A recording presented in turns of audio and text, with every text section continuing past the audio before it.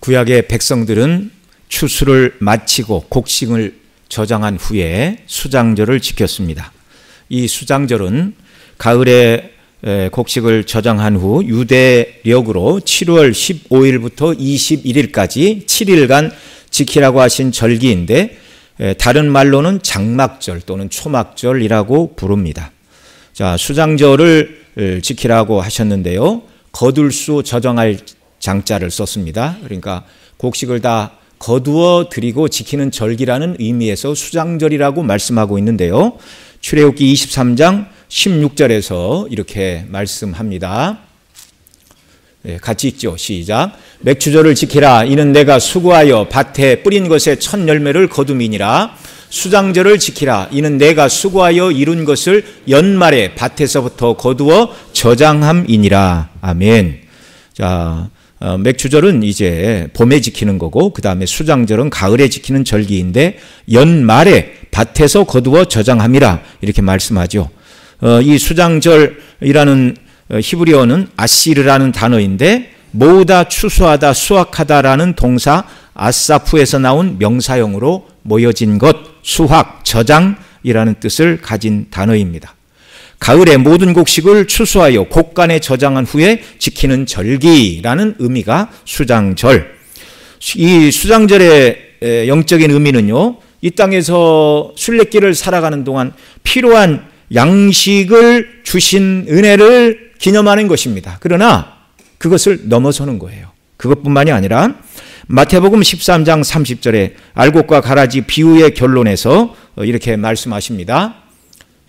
같이 읽습니다. 시작. 둘 다 추수 때까지 함께 자라게 두라. 추수 때에 내가 추수꾼들에게 말하기를 가라지는 먼저 거두어 불사르게 단으로 묶고 곡식은 모아 내 곡간에 넣으라 하리라. 아멘. 이 말씀대로 주님 오시는 날 가라지는 먼저 모아 불살라 이렇게 이제 묶어둔다. 지옥 형벌에 던지신다 그 말이죠. 반면에 알곡들은 모아 곡간에 넣으리라. 여기 말씀하시는 알곡이 뭡니까? 예수 그리스도를 구주로 고백하고 구원받은 저와 여러분을 말씀하는 것입니다. 그래서 이 구약의 모든 절기들은 다 그리스도와 연관이 있죠. 유월절은 예수님의 피 흘리실 것을 예표하는 것이었고 오순절은 구약에서는 모세에게 율법을 주신 날이요, 신약에서는 성령을 보내사 그 말씀을 우리에게 깨우쳐 주시는 성령님의 역사를 말하는 것이고, 그렇게 살아간 성도들은 하나님 앞에 열매 맺는 자들이 되어야 한다는 것이 바로 추수감사절, 수장절의 영적인 의미가 되겠습니다. 순례길을 살아가는 동안 먹이시고 입히신 하나님의 은혜를 찬미할 뿐만 아니라 우리를 천국의 백성으로 부르시고 알곡으로 우리를 부르신 주께서 때가 되면 알곡을 곡간에 저장하듯이 저와 여러분 모두를 천국으로 인도하여 들이신다는 산 소망과 신앙을 고백하는 절기가 바로 추수감사절이라는 말입니다. 또 추수감사절을 다른 말로 초막절 또는 장막절이라고 말씀을 드렸는데요. 레위기 23장 34절 그리고 42절 43절에서 이렇게 말합니다. 여기 같이 읽죠. 이스라엘 자손에게 말하여 이르라. 일곱째 달 15째 날은 초막절이니 여호와를 위하여 이레 동안 지킬 것이라. 너희는 이레 동안 초막에 거주하되 이스라엘의 난 자는 다 초막에 거주할지니 이는 내가 이스라엘 자손을 애굽 땅에서 인도하여 내던 때에 초막에 거주하게 한 줄을 너희 대대로 알게 함이니라. 나는 너희의 하나님 여호와니라. 아멘. 여기 초막절이라는 단어는 히브리어로 수카라는 단어인데요. 오두막 또는 나뭇잎과 가지들로 서로 얽혀진 보금자리, 그런 뜻입니다. 자, 이 초막절은 모든 곡식을 저장하고 나서 그 다음 이제 나뭇가지를 가지고 마당이나 그 다음에 유대인들의 지붕은 평평했는데 지붕 위에 초막, 풀초자를 쓴 것이죠. 풀로 집을 장막을 짓고 광야 40년간 하나님께서 지켜주신 것을 기념하는 절기라고 해서 초막절 또는 장막절이라 이렇게 불렀습니다. 자, 이렇게 초막절 또는 장막절은 애굽에서 구원하여 주시고 광야 40년간 초막 또는 장막에 거할 때 지키시고 보호하여 주신 하나님의 은혜를 기억하며 감사하는 절기였습니다. 그러나 이 초막절도 역시 과거에 베푸신 은혜만 기억하고 끝나는 것이 아니고 순례길에서 현재 저와 여러분은 초막과 같은 곳에 살지라도 모든 곡식을 다 거두어 저장하는 것 같은 마지막 때가 이르면 이 땅의 초막이 아니라 새하늘과 새 땅, 새 예루살렘에서 영원토록 주의 영광에 참여하는 영생의 복락을 누리게 하실 것을 바라보고 그날이 속히 임하기를 바라면서 지키는 절기가 또한 초막절, 우리로 얘기하면 추수감사절이라는 말입니다. 이렇게 말씀을 드리면 목사님, 제가 살고 있는 집은 초막은 아닌데요. 좋은 집인데요. 그러나 여러분, 하나님 나라의 영광을 생각하시고 바라보시기 바랍니다. 새 나라 새 땅에 딱 들어가는 순간 세상에서 그 어떤 영광과 즐거움과 가장 큰 부귀와 명예를 드렸다 할지라도 세상은 초막과 같다. 다 시들어버리는 거예요. 잠시 있다 없어지는 것들이에요. 그 나라 대신에 하나님께서는 그리스도 안에서 저와 여러분 모두에게 베드로 사도가 말한 것처럼 썩지 않고 시들지 않고 쇠하지 않는 영원한 영광의 나라를 지금 예비하고 계시고 그 나라에 들어가게 하시는 줄을 믿으시기 바랍니다. 이유는 단 하나. 누구 믿어서요? 우리 주 예수 그리스도. 그분이 나를 위해 십자가에서 보배 피를 흘리시고 내 죄값을 다 담당해 주셨다는 사실을 분명히 믿고 신앙을 고백하는 자들에게 이런 은혜를 허락해 주십니다. 오늘 우리가 지키고 있는 추수감사절은 성경의 근원으로 따지면 수장절, 그 초막절과 맥을 같이 하고 있다. 이렇게 말씀을 드릴 수 있고요. 역사적으로는 미국 선교사님들이 전하여 준 신앙의 유산입니다. 작년에도 이걸 말씀을 드렸는데요. 1962년 9월 16일 영국 잉글랜드에서 메이플라워 호를 타고 60일 넘는 항해 끝에 11월 중순 미국 땅 플리머스에 정착을 하였습니다.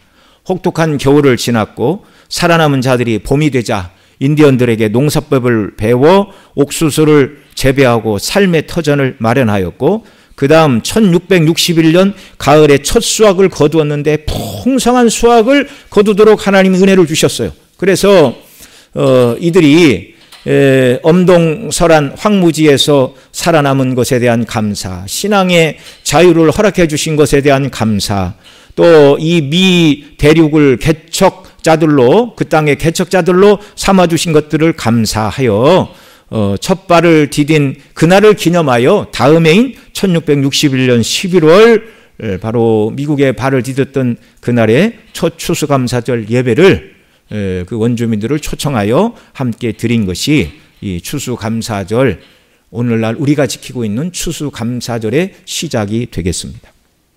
한국 교회는 그러니까 1661년에 처음 미국에서 추수감사절을 지켰고 그것이 미국 교회 전통이 되었고 미국 선교사님들이 우리나라 제물포항에 처음 들어온 것이 1884년 11월입니다. 그러니까 한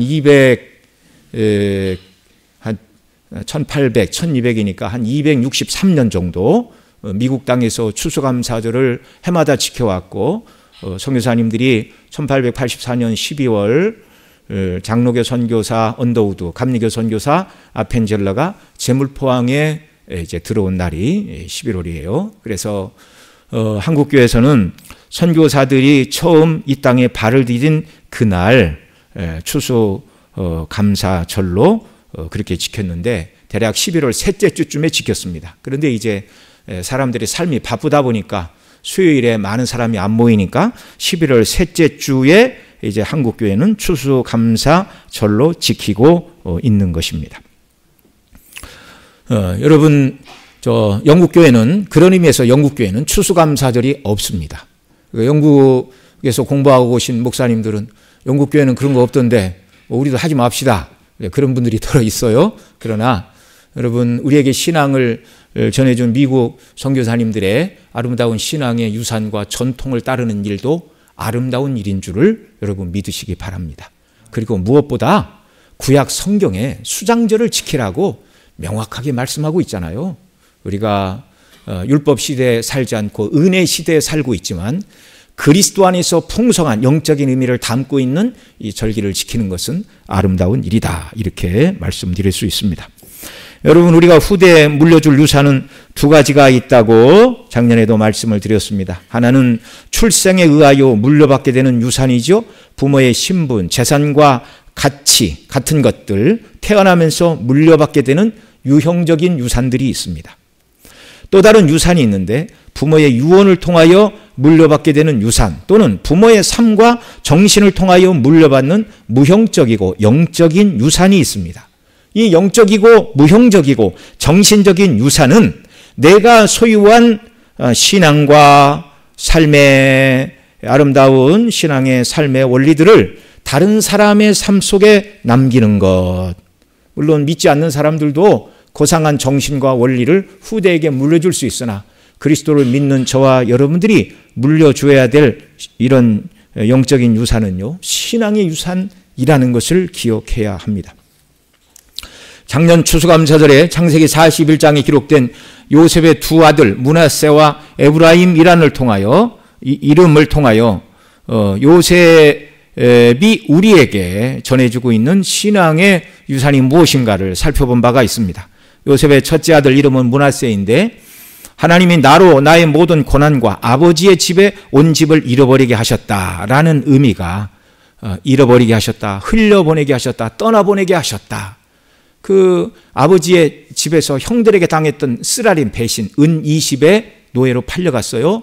또 애굽 땅에서 모진 고난의 세월을 겪었습니다. 가지 않아들 감옥도 가야 했고, 이걸 생각하면 정말 흔히 사람들 그 원수 같은 형님들 때문에 내가 당한 고생을 생각하면 뭐 치가 떨린다, 뭐 다 이렇게 얘기할 만하죠. 그런데 하나님께서 그를 애굽의 총리로 세워 주시자 모든 것을 깨닫게 되었어요. 형님들이 아니라 하나님의 섭리였구나.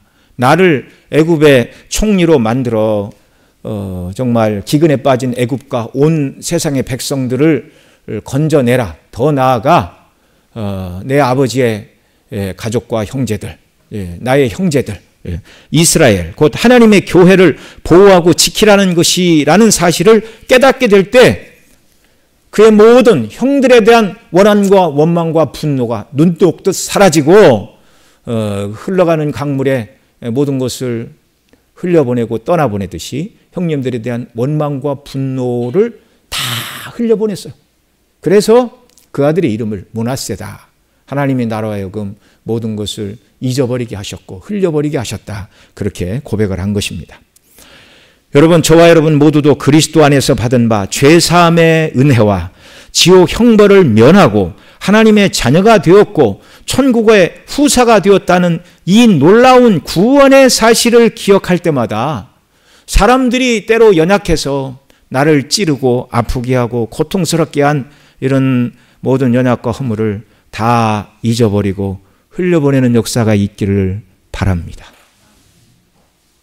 주께서 우리에게 베푸신 은혜에 비추어 볼 때 사람들이 나에게 조금 잘못하고 서운하게 한 것은 아무것도 아니에요. 마태복음 18장 1만 달란트 빚진 종의 비유를 들어 말씀하시잖아요. 우리는 왕, 곧 하나님께 갚을 길 없는 빚을 진 자들이에요. 은혜로 탕감해 주었어요. 그러면 내 동무가 나에게 빚진 100데나리온은 탕감해 줘야 됩니까? 꼭 받아야 됩니까? 탕감해 줘야 돼요. 탕감해 줘야 돼요. 이게 감사절을 지내면서 저와 여러분 마음속으로 아직 마음속에 용서하지 못한 가족이 있습니까? 친구가 있습니까? 이웃이 있습니까? 친척이 있습니까? 그리스도 이름으로 다 용서하시고 떠나보내시기 바랍니다. 주께서 베푸신 그 은혜 때문에 우리가 능히 그렇게 살아갈 수 있는 사람들이에요. 둘째로 요셉의 두 번째 아들의 이름은 에브라임인데 그 뜻은 두 배로 번성케 하셨다는 것이었죠. 요셉은 번성했지만 번성케 하신 그 하나님 주신 힘과 은혜와 영광을 자기를 위해 쓰지 않았어요. 온전히 자기의 민족을 보호하는 일에 온 힘과 노력을 다 기울였어요. 하나님께서 저와 여러분 모두에게 얼마만큼 번성하게 하시고 얼마만큼 복을 주셨든지 저와 여러분 모두에게 주신 이 은혜와 복락을 가지고 하나님의 이름이 높아지고 그리스도의 복음이 광포되고 하나님 나라가 확장되는 일을 위해서 쓰임받고 헌신하는 복된 백성들이 되기를 바랍니다. 이게 추수감사절에 알곡의 열매를 주님께 바쳐야 되는 사람들의 신앙의 자세라는 말입니다. 오늘 본문 출애굽기 18장 1절 5절 말씀을 통해서 모세가 그 자손들과 또 오늘 우리에게 남겨준 신앙의 유산이 무엇인가 살펴보고자 합니다. 모세는 이스라엘 백성들이 애굽에서 종살이할 때 바로 왕이 히브리인들이 남자아이를 낳으면 어떻게 하라고 그랬어요? 하수에 던지라. 곧 나일강에 던져 죽이라는 지엄한 명령이 떨어질 때 태어났습니다. 부모가 석 달 동안은 집에서 어떻게 키웠으나 아기 울음소리가 이제 단밖을 뚫고 나가니 어쩔 수 없이 갈대로 상자를 만들고 물이 들어가지 않게 역청을 칠한 후 나일강에 띄워 보냈습니다. 그의 누이가 이 아이가 어떻게 될까를 지켜볼 때 그때 마침 바로의 공주가 목욕을 하러 그 나일강에 나와서 강물에 떠나가는 갈상자를 보았어요. 시녀를 보내어 가져다가 열고 울고 있는 아기를 보고 뭐라고 말했습니까? 불쌍히 여겨 이르되 이는 히브리 사람의 아기로다. 그리고 이름을 모세라 하였는데 그 뜻은 물로부터 끌어낸 자라는 뜻입니다. 모세를 지켜보던 그의 누이가 바로의 공주에게 가서 히브리 여인 중에서 유모를 불러줄까요? 라고 묻고 허락을 받은 후 자기 어머니 곧 모세의 친어머니 요게벳을 소개했고 요게벳은 싹쓸 받고 친아들 모세를 신앙적으로 키우게 되었습니다. 모세는 자라서 신부는 바로의 공주의 아들이 양아들이 되었으나 그러나 그는 하나님을 경외하는 하나님의 사람으로 성장하게 되었습니다. 모세는 바로의 명령대로 나일 강물에 던져줬고 하나님께서 바로의 공주를 바로의 딸인 공주를 통해서 물에서 건져내지 않았다면 그는 이제 어느 순간 물에 뒤집혀 물고기 밥이 되어야 할 그런 입장이었는데 하나님은 모세를 죽이려는 바로의 뜻을 그의 딸 공주를 통하여 바꾸셨고 결국 모세는 나이 80에 애굽의 바로 왕 물론 그 바로왕은 아닙니다. 다른 바로왕에게 가서 내 백성 이스라엘을 보내라는 하나님의 말씀을 전하고 바로가 거절할 때 하나님의 명령에 따라 10가지 재앙을 선포하고 애굽에서 이스라엘 백성을 인도하여 내는 참 신앙의 지도자가 되었습니다. 욥기 5장 13절에 이렇게 말씀해요. 같이 읽습니다. 지혜로운 자가 자기의 계략에 빠지게 하시며 간구한 자의 계략을 무너뜨리심으로. 아멘. 자, 바로 왕이 애굽왕 바로가 히브리인 중에서 사내 아이가 태어나면 하수고 나일강에 던지라고 한 그 계략에 따라 물이 던져진 히브리 사내 아이. 그런데 바로의 딸, 바로의 공주가 그를 건져내어 모세라 부르고 자기 아들로 삼았고 바로의 궁전에서 성장하였고 훗날 애굽에서 히브리인들을 인도하여 내는 지도자가 될 줄은 아무도 몰랐습니다. 지혜로운 자가 자기의 계략에 빠지게 하시는 분이 하나님이심을 믿으시기 바랍니다. 여러분 때때로 하나님의 백성들에게 이런저런 어려운 문제가 오지만 여러분 사람이 보기에 갈상자에 너 나일강에 띄워보냈어요. 거의 죽은 목숨이다. 바로의 딸인 공주가 와서 구원해내서 갑자기 공주의 아들이라는 신분으로 상승할 확률이 몇 프로나 될까요? 대부분은 물에 빠져 죽든가 아니면 하루로 떠내려가 가난한 농민이 건져내서 그냥 노예로 쓰든가 뭐 아들로 삼든가 평범한 죽지 않았어도 평범한 삶을 살았겠지요. 그런데 죽어 마땅한 모세라는 바로왕의 명령대로 하면 죽어 마땅한 자이지만 하나님은 바로의 악한 계획을 바꾸어 바로의 손에서 이스라엘 백성을 인도해내는 하나님의 종으로 세우셨다는 말입니다. 여러분 현실에 우리가 당하고 있는 이런저런 문제로 인하여 낙담하고 좌절하지 말고 하나님의 뜻이 무엇인가를 잘 생각하고 살피는 역사들이 우리에게 있기를 바랍니다. 여러분 모세만 물에서 건짐을 받은 것이 아니라 저와 여러분 모두도 물에서 건짐받은 자들임을 여러분 믿으시기 바랍니다. 왜 그래요? 우리가 계시록에서 살펴본 대로 물은 죽음과 죄악된 세상의 상징입니다. 예수님을 믿음으로 저와 여러분은요, 먼저 물이 상징하는 죄악된 세상에서 건짐을 받은 자들이에요. 요한계시록 13장 1절로 6절에서 보면 세상을 상징하는 바다에서 세상 권세를 가지고 하나님을 대적하고 성도를 핍박하는 짐승이 바다에서 나오는 모습을 이렇게 말합니다. 계시록 13장 1절 6절 같이 읽죠. 내가 보니 바다에서 한 짐승이 나오는데 뿔이 10이요 머리가 7이라 그 뿔에는 10 왕관이 있고 그 머리들에는 신성 모독하는 이름들이 있더라. 6절 짐승이 입을 벌려 하나님을 향하여 비방하되 그의 이름과 그의 장막곧 하늘에 사는 자들을 비방하더라. 그러니까 세상을 상징하는 바다에서 짐승이 나왔어요. 세상 권세를 가지고 이 짐승이 하는 일이 하나님을 대적하고 하나님의 백성들, 하늘에 사는 자들, 하늘의 백성, 구원받은 백성들을 지칭하는 표현이라고 그랬죠. 이들을 비방하고 핍박하는 것, 이것이 짐승인데 세상이 그러하다는 말입니다. 요한복음 15장 18절로 19절에서 예수님은 또 제자들에게 세상이 너희를 미워할 것이다 이렇게 말씀해 주셨습니다. 같이 읽습니다. 세상이 너희를 미워하면 너희보다 먼저 나를 미워한 줄 알라. 너희가 세상에 속하였으면 세상이 자기의 것을 사랑할 것이나 너희는 세상에 속한 자가 아니요 도리어 내가 너희를 세상에서 택하였기 때문에 세상이 너희를 미워하느니라. 아멘. 너희가 세상에 속하였다면 세상이 자기 것을 사랑할 것이나 너희는 세상에 속한 자가 아니다.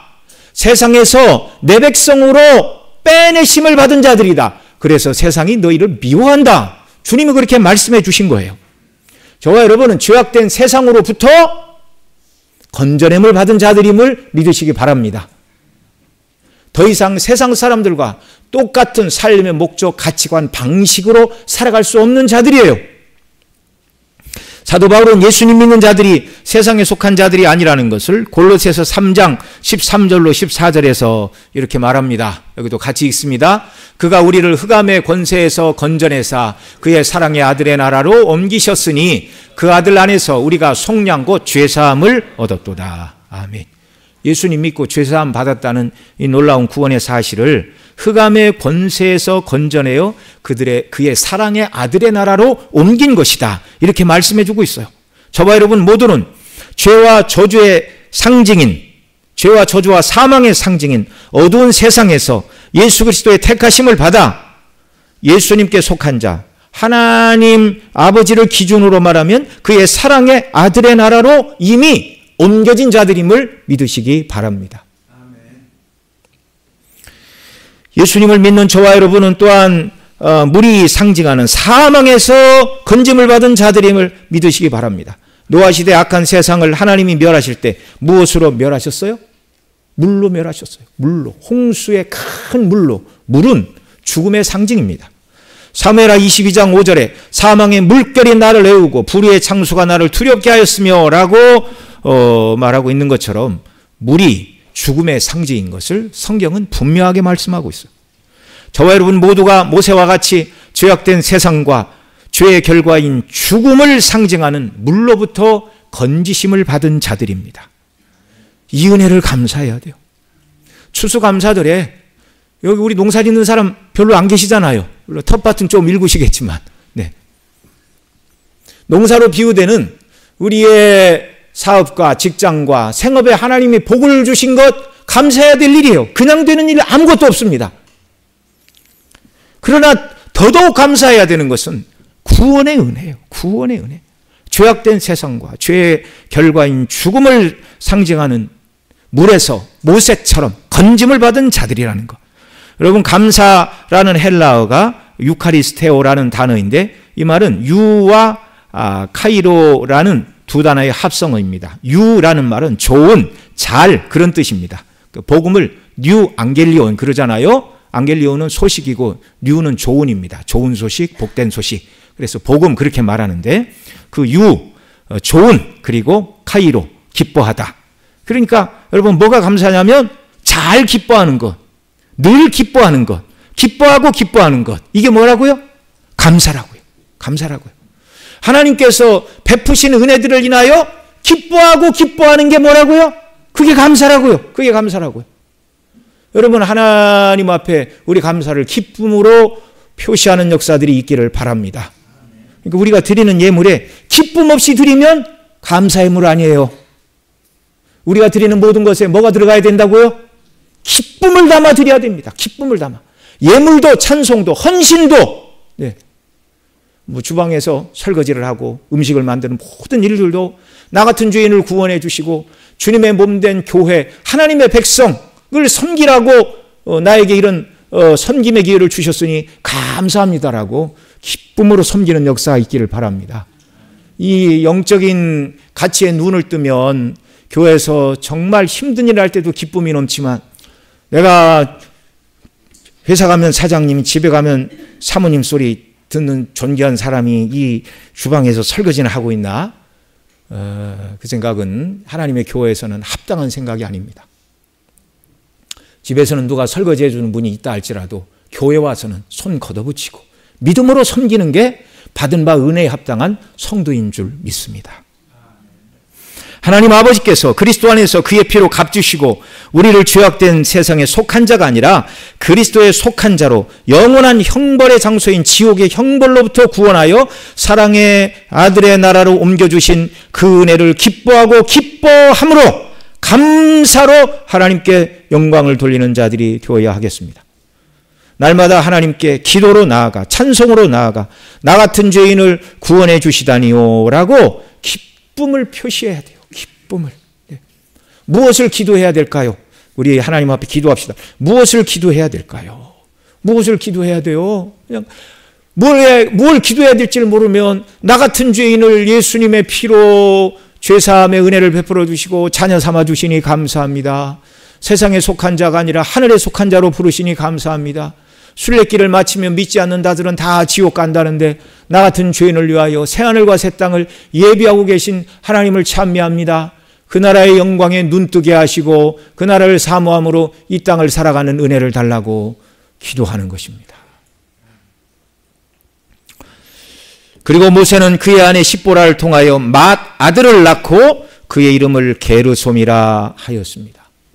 모세 이름 자체가 우리에게 신앙의 유산으로 다가오는 것이고, 또 모세가 낳은 첫 번째 아들 게르솜이라는 이름을 통하여 모세는 우리에게 어떤 자세로 이 땅을 살아가야 되는지를 또한 가르쳐주고 있는 것입니다.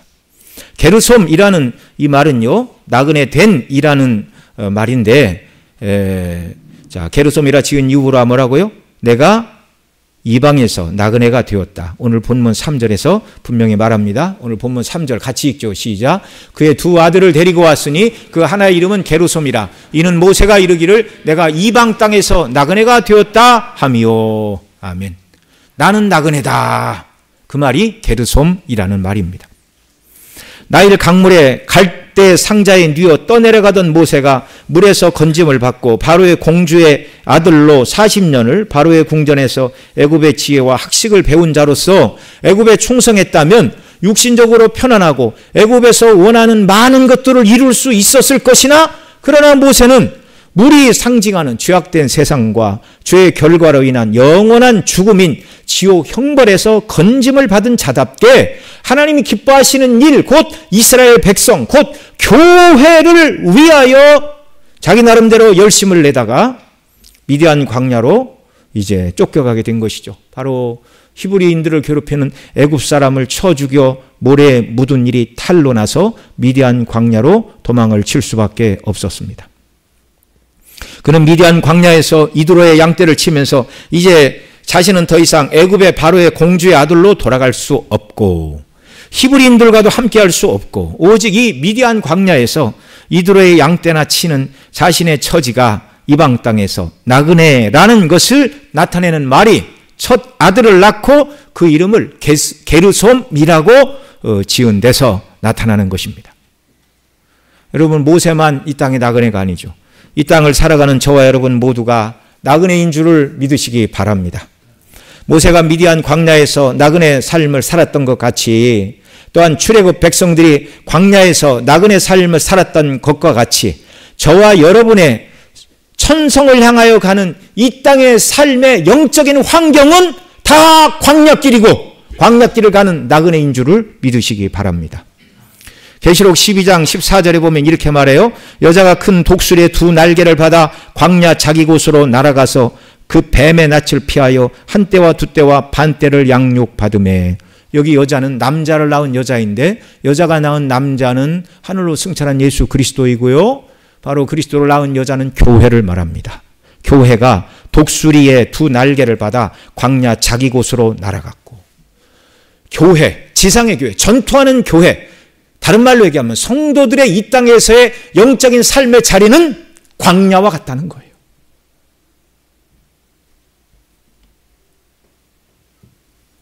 참된 평안과 안식의 나라는 새하늘과 새 땅에서 주어지는 줄을 믿으시기 바랍니다. 하나님 나라 갈 때까지 성도들의 영적인 삶의 현 주소는 어디라고요?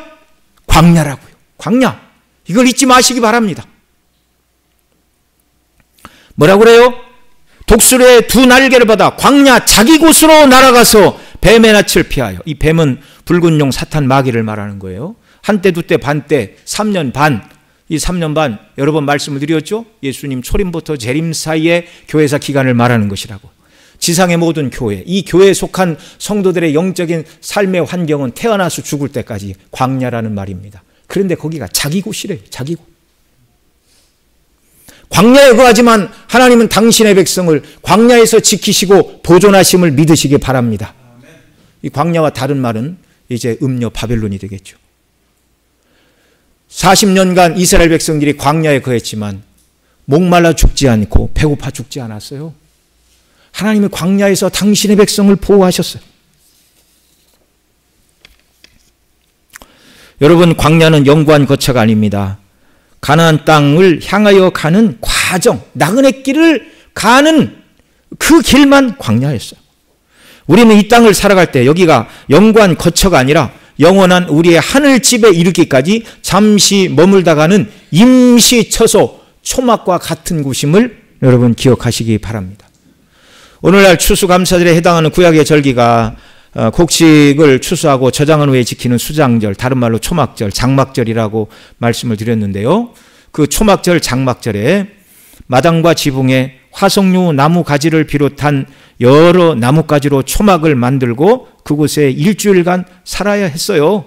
애굽에서 나와 광야에 거할 때 초막에 산 것을 기념하는 절기일 뿐만 아니라 광야에 거할 때 초막에 거하다가 가나안 땅에 들어갔죠. 가나안 땅은 영적으로 천국에 대한 상징입니다. 저와 여러분이 살고 있는 이 땅이 초막과 같은 것이라는 거예요. 광야와 같고 초막과 같은 것이라는 거예요. 그러나 그래서 이 땅은 영구한 우리의 거처가 아닙니다. 영구한 거처가 아닙니다. 우리가 사는 집과 직장, 누리는 모든 것이 아무리 좋고 사랑스럽게 느껴져도 영원한 우리의 하늘집, 새하늘과 새 땅에 비교해보면 이 땅은 다 시들어버리는 초막과 같다는 것. 서두에 말씀을 드린 대로 우리는 이 땅의 마음을 빼앗기지 않고 오직 영원한 하나님 나라.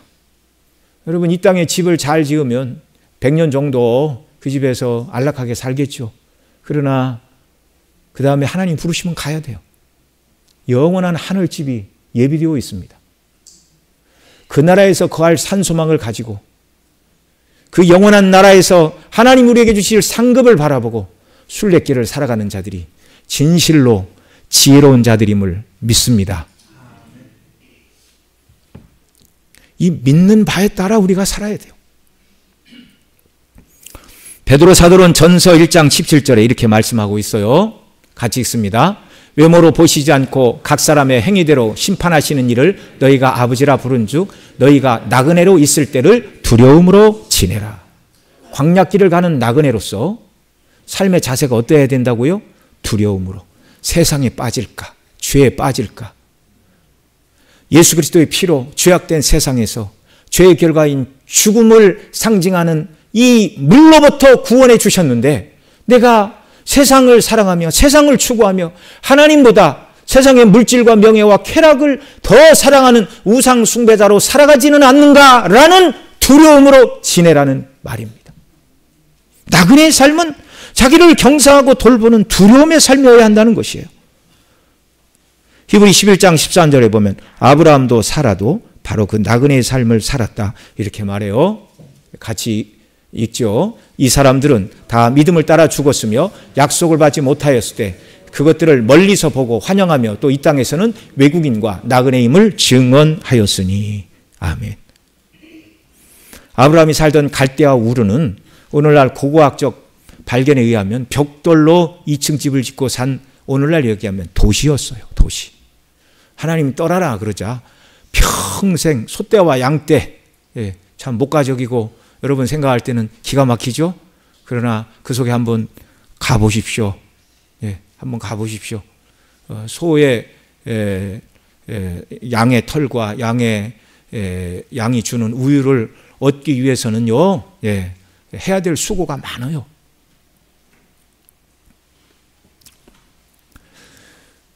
어떻게 보면 도시를 버리고 고생길을 자초한 것이지만 하나님께서 약속하신 영원한 하늘도성을 바라볼 때 아브라함은 갈대아 우르로 돌아가는 걸 원치 않았습니다. 이게 참된 지혜로운 사람이고 이것이 정말 믿음이라는 사실을 꼭 기억하시기 바랍니다. 오늘 우리가 추수감사를 지내면서 하나님 앞에 감사하는 조건이 무엇이에요? 초대에도 말씀을 드렸지만 한 해 농사가 잘 된 게 하신 것, 우리의 사업과 직장과 일터에 복을 주시어 일용할 양식을 주신 것, 감사한 일입니다. 여러분 아무리 열심히 노력해도 산업의 기반이 다 부서진 나라들, 새벽에 일찍 일어나 밤늦게까지 일해도요 겨우 온 가족들 먹고 사는 문제를 해결하지 못하는 제3세계의 가난한 국가들이 너무나 많아요. 너무나 많아요. 제가 교직자회 수련회 지난번에 나우스 이렇게 다녀왔는데 거기 한 달 일하면 이 젊은 사람들 한 달 일하면 평균 한 달 월급이 17만 원이랍니다. 우리 돈. 그걸로 먹고 사냐 그랬더니 그냥 어떤 애들은 월급 받아서 하루에 다 쓴대요. 그리고 그냥 근근히 이렇게 생활하는 것이죠. 산업의 기반이 없어요. 아무것도 없어요. 다른 나라들은 그 바다를 끼고 있어서 공장도 짓고 외국에서 투자도 하고 그러는데 그 나라는 아무것도 없어요. 아무것도 없어요. 여러분 6.25 이후 우리나라가 잿더미에 앉아있지 않았습니까? 뭐 다 서울 얘기지만. 그런데 70년 후에 10대 경제 대국이 되는 은혜를 주셨어요. 복음과 함께 은혜를 주신 줄을 믿으시기 바랍니다. 왜 이렇게 풍성한 복을 주셨을까? 왜 우리에게 2배로 3배로 번성하는 에브라임의 복을 주셨을까?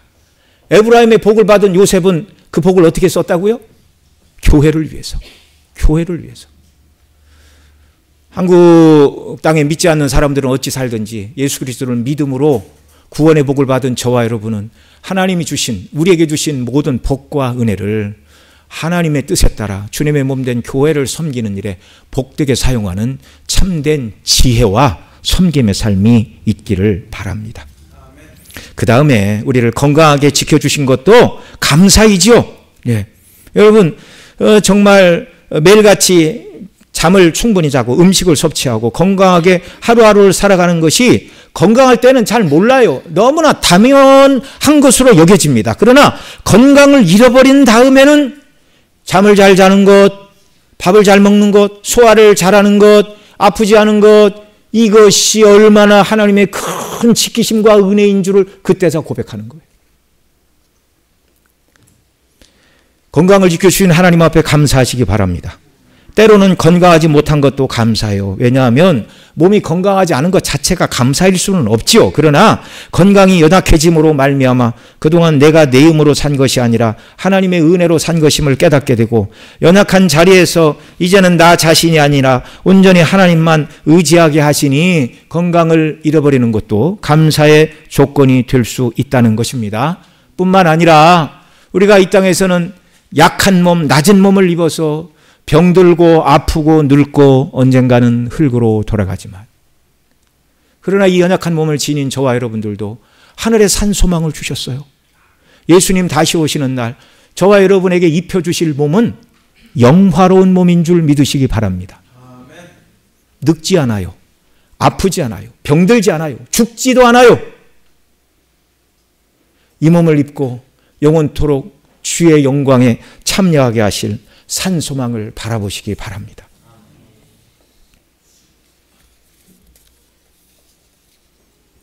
오늘 본문 4절에서 모세는 또 하나의 아들, 둘째 아들의 이름을 엘리에셀이라고 지었어요. 오늘 본문 4절 같이 읽죠. 시작. 하나의 이름은 엘리에셀이라. 이는 내 아버지 하나님이 나를 도우사 바로의 칼에서 구원하셨다 함이더라. 아멘. 자, 이 엘리에셀에서 엘은 하나님, 리는 나의 라는 뜻이고 에셀은 돕는 자라는 말입니다. 이 에셀이 들어간 다른 지명 이름이 있죠. 사무엘이 지은 에벤에셀, 도움의 돌. 엘리에셀은 이제 하나님은 나를 돕는 분, 그런 뜻입니다. 하나님은 나를 돕는 분. 첫 아들을 낳았을 때 모세의 심경은 게르솜, 나는 이 땅에서 나그네가 되었다라는 그 이름을 지었을 때 그의 심정은 쓸쓸하고 외롭고 처량하였습니다. 그래서 나는 나그네다라는 생각이 그를 완전히 지배하고 있었어요. 그런데 그의 상처난 심령이 어느 정도 치유가 되고 비록 지금은 자신이 애굽에 속한 자도 아니고 히브리인들에게 속한 수도 없는 도망자요 망명자의 신세로 하나님 나라인 천상을 향하여 나가는 나그네이나 천성을 향하여 나아가는 이 땅에서 나그네이나, 그러나 나의 나그네의 삶 속에 하나님께서 나를 돕고 계신 분이라는 것을 깨닫게 되었어요. 미디안 광야에서 양떼를 치면서 지난 날들을 돌아볼 때 모든 것이 하나님께서 자신과 함께 하신 은혜라는 것을 고백하는 말이 엘리에셀, 하나님 나를 돕는 분. 왜 그래요? 태어나자마자 그는 갈대 상자에 3개월 후에 갈대 상자에 넣어줘 강물에 던져줬잖아요. 물고기 밥이 되든지 또 뭐 어떤 가난한 농부나 또 나쁜 사람들이 끌고 가 얼마든지 노예나 일꾼으로 삼을 수도 있는데 바로의 공주의 아들이 되는 놀라운 역전의 신분을 하나님이 허락해 주셨어요. 그날 모세 가족이 바로의 공주가 목욕하러 어느 때 온다는 것을 이렇게 계산하고 딱 맞춰서 물에 띄웠다고 성경이 말합니까? 그런 거 아니에요. 하나님이 행하신 일이에요. 하나님이 행하신 일. 또 바로의 공주가 갈상자를 열어보고 불쌍히 여겨 이는 히브리 사람의 아이로다 이렇게 말했는데 불쌍히 여기지 않고 저 미운 물건을 치워라 그랬다면 어떻게 되는 거예요? 물에 담궈라 그랬다면 어떻게 되는 거예요? 그날 죽는 거예요. 그날 죽는 거. 뿐만 아니라 애굽의 궁전에서 40년간 애굽 사람의 모든 지혜를 배워 말과 하는 일에 능하게 하신 분도 하나님이시고 애굽 사람을 쳐 죽여 모래에 묻었지만 살인죄를 저질렀고 바로의 손에 잡히면 살인죄뿐만 아니라 히브리 노예 편을 들었으니 애굽에 반역한 반역죄를 물었다면 죽음에 처할 수도 있는 중죄인이었는데 애굽의 손이 미치지 않는 미디안 광야까지 인도하셨고 쉴 곳을 주셨고 가정을 이루게 하신 하나님, 내 아버지 하나님, 내 조상의 하나님, 그분은 나를 도우시는 분이다. 엘리에셀이라는 둘째 아들의 이름이 또한 모세의 신앙 고백입니다. 저와 여러분 모두가 이 땅에서 광야와 같은 곳을 지나가는 나그네의 삶을 살아가는 동안 하나님은 우리 곁에서 저와 여러분을 도와주시는 분으로 함께 계심을 믿으시기 바랍니다. 그렇지 않다면 오늘 우리가 이렇게 생존할 수 없는 거예요. 여러분 광야길이 거칠고 외롭고 힘든 나그네 길이지만 동행이 있으면 갈만합니다. 그런데 우리 나그네 길의 동행자가 누구시라고요? 우리를 돕는 분으로 하나님이 함께 하신다고요. 천지와 만물을 지으신 전능하신 하나님이 함께 하신다고요. 그래서 물이 없고 강이 없어 농사 지을 수 없는 땅, 광야 아닙니까? 그런데 40년간 그 백성이 광야에서 목말라 죽지 않았어요. 목이 마르다 하면 반석을 쳐서 물을 내주셨고 먹을 것이 필요한 그들에게 날마다 하늘 문을 여시고 매일같이 만나를 쏟아 부어주셨고 6일째는 7일째 되는 양식까지 거두러 하셨고 한 끼도 하나님이 광야에서 굶기시지 않았어요. 한 끼도 굶기시지 않았어요. 남자만 60만, 여자와 어린아이까지 하면 200만, 그들이 끌고 다니는 소떼와 양떼들도 있었습니다. 참 하나님 얼마나 놀라우신 분입니까? 남자만 60만인데 한 끼도 굶기시지 않았어요. 모세와 함께 하신 엘리에셀의 하나님께서 오늘 우리와 함께 하심을 믿으시기 바랍니다. 임마누엘, 우리와 함께 하시는 하나님. 하나님이 늘 우리를 지키시고 예수 그리스도와 저와 여러분은 영적으로 연합되어 있고 성령이 우리 가운데 내주하십니다. 성령이 날마다 함께 하시는 임마누엘의 축복 가운데 살고 있음을 믿으시기 바랍니다. 추수감사절을 보내면서 저와 여러분은 감사를 회복하는 삶을 살아가는 자들이 되어야 하겠습니다. 오늘까지 우리의 의식주의 문제를 해결해 주시고 우리의 사업과 직장과 행하는 일마다 일용할 양식과 복락을 주신 하나님의 은혜에 감사하고 왜 이렇게 나를 이 땅에서 번성케 하셨는가를 생각하고 하나님께서 우리를 번성하게 하신 목적은 하나님의 이름과 나라와 영광을 위해서 복되게 쓰시려고 번성케 하시고 부흥케 하신 것인 줄을 여러분 믿으시기 바랍니다. 무엇보다 저와 여러분이 감사한 것은 구원의 은혜입니다. 세상은 잠시 지나가는 나그네 길이요, 또 이 세상, 이 땅에서 세상을 상징하는 음료, 바벨론이 준다고 약속하는 세상의 모든 영광, 즐거움, 쾌락, 이 모든 것들은요, 새하늘과 새 땅에서 하나님이 우리에게 주실 것과 비교하면 이 땅은 광야고 초막에 불과하다는 사실을 여러분 꼭 마음에 새기시기 바랍니다. 조금만 기다리면, 비유적으로 말하면 그런 거예요. 하나님의 나라와 영광을 세상에 있는 말로 표현한다는 것이 너무너무 어려운 얘기인데, 오늘 밤에 누가 이렇게 정말 최고의 호텔에서 최고의 셰프가 만든 만찬 수십 가지가 나를 기다리고 있는데 7시면 가서 먹는데 배고프다고 5시에 라면 끓여 먹으면 안 되잖아요. 하나님의 나라와 영광에 온통 저와 여러분이 마음을 빼앗기는 역사가 있기를 바랍니다. 삶의 형편과의 정말 넉넉하고 좋아하고 편리해도 잠시 잠깐이고 조금 불편해도 잠시 잠깐이에요. 하나님의 영원한 나라, 우리에게 주실 그 나라를 날마다 바라보고 누가 사는 넓은 집을 보더라도 저거 천국에 비하면 초막이야. 정신 승리하면서 살아가는 역사가 있기를 바랍니다. 단순한 정신 승리가 아니라 하나님의 말씀에 입각한 믿음의 승리예요. 저건 초막에 불과하다. 하나님 나라의 영광으로 나를 부르셨다. 물에서 건짐받은 모세와 같은 저와 여러분, 나그네와 같은 광야의 삶을 살아가되 하나님이 나를 도우심으로 함께 계신다는 사실을 분명히 믿고 여러분 그 하나님의 임재를 누리기 위하여 늘 말씀을 붙들고 그리스도의 십자가의 영광을 묵상하며 살아가는 역사가 있기를 바랍니다.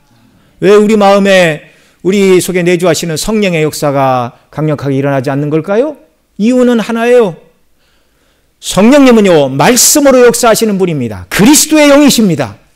성경을 읽고 말씀을 읽고 들은 말씀, 우리 설교 사이트에 올라가서 들었던 말씀 또 듣고 성경 읽고 기도하고 예수님의 십자가를 묵상하고 기도하고 이렇게 할 때 성령께서 순례길을 살아가는 저와 여러분 모두에게 말씀을 깨우치시고 시험과 고난을 이길 수 있는 능력을 공급하시고 하늘의 산 소망을 가지고 기쁨으로 살아가도록 주의 성령께서 저 여러분을 도우시고 감사함으로 주 앞에 살아가는 자들이 되게 하실 줄 믿습니다. 우리 다 같이 들은 말씀 붙들고 하나님 앞에 기도합니다. 오늘은 우리가 추수감사절을 맞이하여 우리 신앙의 선조인 모세가 우리에게 남겨준 신앙의 유산에 관한 말씀을 들었습니다. 우리가 다 모세처럼 물에서 건짐받았어요. 죄악된 세상과 죄의 결과인 영원한 죽음의 장소인 지옥 형벌로부터 건져내심을 받았습니다. 그리고 비록 이 땅을 살아갈 때는 광야와 같은 곳에서 나그네의 삶을 살아가지만 하나님이 나그네인 우리와 함께하사 우리를 돕는 분으로 계시다는 이 분명한 사실을 더 깨닫고 정말 하나님이 베푸신 일반 은총의 복을 인하여 감사하고 건강을 주신 거 감사하고 건강을 잃어도 감사하고 하늘 소망을 바라보고 기뻐하며 감사하며 정말 성령 하나님의 인도하심을 따라 하나님이 기뻐하시는 뜻에 따라 우리 자신을 드리고 순종하며 살아가는 주의 백성과 자녀가 되는 놀라운 은혜를 부어달라고 우리 통성으로 함께 기도드리겠습니다. 사랑하시는 아버지 하나님, 이 시간 주의 말씀 듣게 하시니 감사를 드립니다. 정말 구약 백성들이 지켰던 수장절의 이 절기, 우리가 추수감사절로 지키며 한 해 동안 베풀어 주신 하나님의 은혜에 감사와 찬송과 영광을 돌려드립니다. 뿐만 아니라 하나님께서 우리에게 베풀어 주신 이 은혜에 대하여 감사하지 않을 수 없습니다. 우리가 모세가 물에서 건짐을 받은 것처럼 우리도 죄악된 세상과 죄의 결과인 죽음의 장소인 지옥 형벌로부터 건지심을 받은 자들입니다. 단 하나 예수 그리스도를 믿었다는 이유 때문에 정말 물에서 건짐을 받은 자들이 되었고, 물에서 건짐을 받은 자들의 삶의 처소는 광야이고 하나님 나라에 이르기까지 나그네의 삶을 살아야 된다는 것을 또한 우리에게 가르쳐 주십니다. 그러나 우리 나그네 길에 우리 혼자만 있는 것이 아니라 하나님이 우리를 돕는 엘리에셀의 하나님이 우리 곁에 있음을 믿습니다. 하나님 아버지, 날마다 우리와 함께하여 주옵소서. 성령으로 함께하여 주시고 진리의 말씀을 깨닫게 하시고 예수님의 십자가의 복음의 영광으로 저희들을 충만케 하사 정말 하나님이 기뻐하시고 원하시는 믿음의 사람으로 견고히 서는 은혜가 있게 하여 주옵소서. 감사가 잘 기뻐하는 것인데 기뻐하고 기뻐함으로 정말 우리에게 베푸신 은혜에 온전히 감사하며 합당한 영광과 존귀를 아버지께 돌려드리는 은혜의 백성들이 다 되게 하여 주시옵소서. 우리 구주 예수님의 이름으로 기도드리옵나이다. 아멘.